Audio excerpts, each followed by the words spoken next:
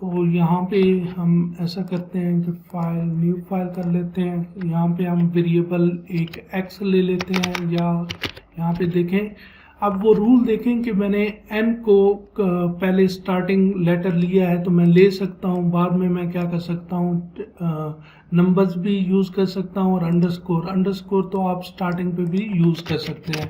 तो अब देखें यहाँ नंबर 1 में मैं फॉर एग्जांपल 10 रखवा देता हूँ, नंबर 2 यहाँ पे ले लेता हूँ, और उसके अंदर मैं वैल्यू जो है वो रखवा देता हूँ 15। और यहाँ पे बेशक ये जो सेमीकोलन है यहाँ आपको पाइथन के अंदर यूज़ करने की ज़रूरत नहीं है। तो प्रिंट के अंदर आप देखें, यहाँ पे मैं सिंपली क्या करता हूँ, इन दोनों का एडिशन क्या करता हूँ, डिस्प्ले कर देता हूँ। तो x प्लस वाई, अगर मैं इसको एग्जीक्यूट करूँ तो मुझे क्या 25 रिजल्ट जो होगा वो डिस्प्ले होगा। मैं इसको मॉड्यूल को रन करता हूँ, लेकिन उससे पहले मुझे इसको सेव करना पड़ता है। तो सेव करने के लिए हम कोई भी नाम दे देते हैं। हम फर्स्ट प्रोग्राम ऑलरेडी पढ़ा है, सेकंड प्रोग्राम दे देते हैं नाम। तो अब देखें, बल्कि यहाँ पे देखें उसने क्या कहा है कि एरर है। आप देखें कि मैंने खुद गलती यहाँ पे कर दी कि यहाँ नंबर 1 वेरिएबल लिया है और यहाँ पे नंबर 2 वेरिएबल लिया है, और यहाँ पे जल्दी में x प्लस वाई लिखे हूँ। मुझे क्या लिखना है, नंबर 1 प्लस नंबर 2। अब देखें इसको मैं जब रन करूँगा तो ये क्या होगा, ये मुझे डिस्प्ले करेगा रिजल्ट। तो देखें अब 25 रिजल्ट आया। जैसे पहले मैं आपको बता रहा था ना कि जो वेरिएबल हम ऐसा वेरिएबल यूज़ करेंगे जिसके अंदर हमने कोई वैल्यू नहीं रखवाई होगी तो वो हमें एरर देगा। तो यहाँ पे देखें ये x और y, उसने अभी x का ही एरर दिया था, तो x और उसके बाद अगर मैं x को ठीक कर देता तो बाद में y का एरर देता कि ये डिफाइंड नहीं है। तो 25 आप देखें यहाँ पे आपको रिजल्ट नज़र आ रहा है। नेक्स्ट, अगर मैं इसके अंदर मल्टीप्लिकेशन यहाँ पे कर दूँ तो मुझे इनका क्या दोनों का नज़र आएगा, यहाँ पे मल्टीप्लिकेशन नज़र आएगी 150, 10 मल्टीप्लाई 15 150 आंसर।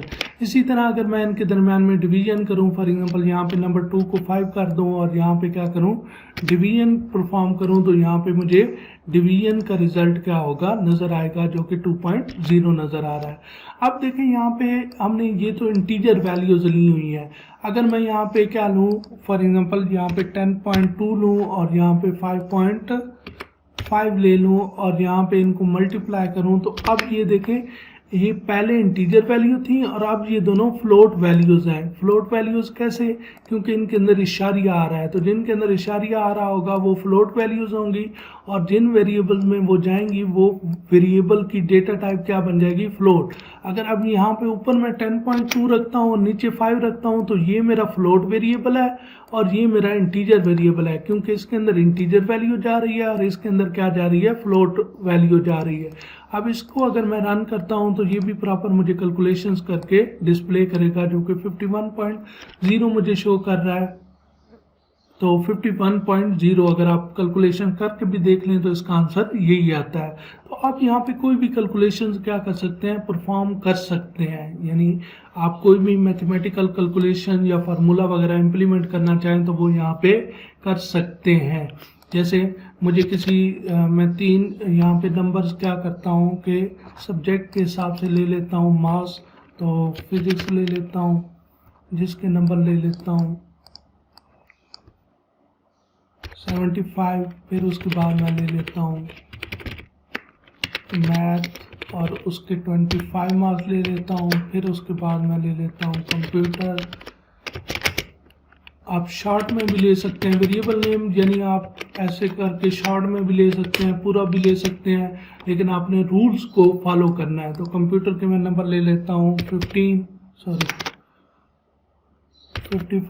तो अब देखिए मैं इनकी फॉर एग्जांपल एवरेज कैलकुलेट करना चाहता हूँ, तो physics plus math plus computer. लेकिन अब देखें अगर मैं यहाँ पे डिवाइडेड बाय 3 करता हूँ तो ये कंप्यूटर डिवाइडेड बाय 3 पहले कर देगा। ये आगे जाके हम देखेंगे भी सही है, लेकिन हमें मैथ के हिसाब से पता है कि डिवीजन की जो प्रेसिडेंस लेवल है वो हाई है, तो डिवीजन पहले परफॉर्म हो जाएगी। तो हमें पहले एडिशन को परफॉर्म करना है, तो उसका हल क्या होता है कि हमें यहाँ पे ब्रैकेट को यूज़ करना है। तो आप देखें यहाँ पे आप इन ब्रेसेस को यूज़ करेंगे तो ये प्रॉब्लम सॉल्व हो जाएगा। तो आप रन करेंगे तो आपको आंसर क्या मिलेगा, सही आंसर मिलेगा, जो कि ये आपका आंसर बन रहा है इसका एवरेज जो इन तमाम तीनों सब्जेक्ट का। लेकिन अगर आप ये नहीं लगाएंगे तो आपको पता है कि फिर क्या होगा कि पहले डिवीजन होगी और रिज़ल्ट आपके चेंज हो जाएंगे। ये देखें अब रिज़ल्ट गलत आ रहे हैं। तो आप इसी तरह यहाँ पे परसेंटेज कोई भी कैलकुलेशन जो है वो परफॉर्म कर सकते हैं। जैसे हम एक और ले लेते हैं यहाँ पे ऑब्टेन। अब इसके अंदर देखें दो हैं तो ऑब्टेन अंडरस्कोर मास मैं ऐसे भी ले सकता हूं, और मैंने कहा था कि इन दोनों को इकट्ठा लिखने के लिए मैं ऐसे भी कर सकता हूं। ऑब्टेन मास ऐसे लिख दूं वेरिएबल नेम, या ऐसे कर लूं तो मैं ऑब्टेन अंडरस्कोर मास और इसकी वैल्यू मैं कर देता हूं फॉर एग्जांपल 546, और टोटल मास जो है टोटल अंडरस्कोर मास जो है वो मैं ले लेता हूं 800। अब मैं इसकी परसेंटेज कैलकुलेट करता हूं तो मैं डायरेक्ट प्रिंट के अंदर भी कर सकता हूं और यहाँ वेरिएबल के अंदर भी कर सकता हूं। यानी यहाँ परसेंटेज के नाम से एक वेरिएबल ले लिया और उसके अंदर मैं क्या करता हूं, obtain underscore mass divided by total underscore mass multiply 100। अब इसमें या तो मल्टीप्लिकेशन आप यहाँ पे ले आए ताकि आपका रिजल्ट सही आए, या आप यहाँ पे क्या पुट कर दें, ब्रेसेस को पुट कर दें, ठीक है, ताकि आपका रिजल्ट सही रहे। अब देखें यहाँ पे जब आप ये काम करेंगे तो आपको परसेंटेज क्या होगी, यहाँ पे कैलकुलेट होके इस वेरिएबल के पास आ जाएगी। यानी ये कैलकुलेशन परफॉर्म होगी और उसका रिजल्ट किसके पास आ जाएगा, इसके पास आ जाएगा। तो हम तो डिस्प्ले करेंगे तो तभी हमें शो होगा कि रिजल्ट ये वाला आया है या नहीं आया। तो हम यहाँ पे परसेंटेज की वैल्यू क्या कर देते हैं, डिस्प्ले कर देते हैं, ताकि हमें स्क्रीन पे नज़र आए कि ये परसेंटेज कैलकुलेट कर रहा है। तो अब देखें ये परसेंटेज कैलकुलेट हुई 68.25।